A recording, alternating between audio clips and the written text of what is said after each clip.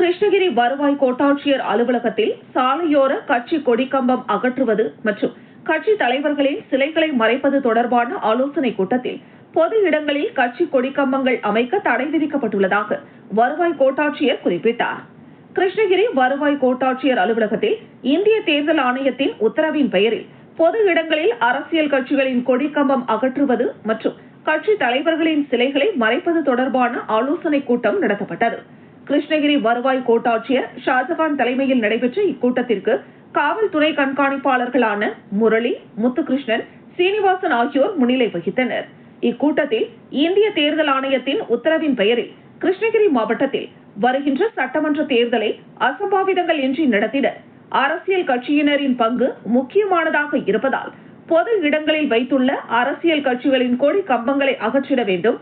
புதிதாக எந்த கொடி கம்பங்களும் வைக்கக்கூடாது.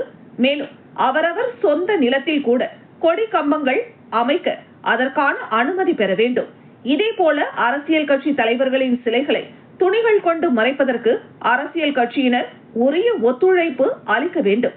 குறிப்பாக உரிய அனுமதியின்றி புதிதாக சிலை அமைப்பதோ அல்லது கொடி கம்பங்கள் அமைக்கக்கூடாது. மீறி இதுபோன்ற செயல்களில் ஈடுபடும் நபர்கள் மீது உரிய நடவடிக்கை எடுக்கப்படும் என்று குறிப்பிட்டார்.